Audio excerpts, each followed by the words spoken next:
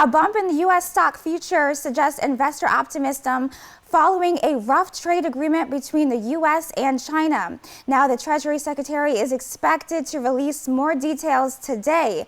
Experts warn both economies need to de-escalate as rising prices and inventory shortages loom. Now, Amy Kiley reports from Switzerland.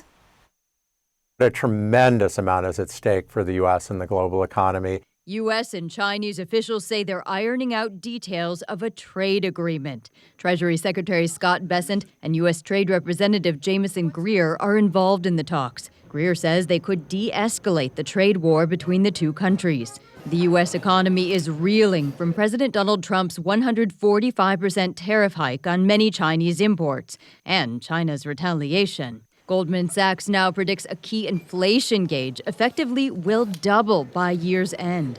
The National Retail Federation forecasts at least a 20% drop in U.S. imports year over year in the second half of 2025. We have right now no ships leaving China for the West Coast. That's the first time we've seen that since the COVID pandemic. We are hearing retailers talk about empty store shelves within weeks. China's representative in the discussion says the sides have a, quote, trade consultation mechanism. Well, I think it's good news that there's dialogue and they've had some kind of mechanism established to continue negotiations on trade, but we need to temper our expectations slightly.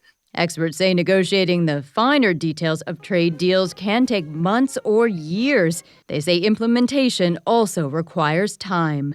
The global economy is not a light switch. You can't just turn off and off the U.S.-China economic relationship and then expect there's not going to be some short-circuiting. I'm Amy Kiley reporting.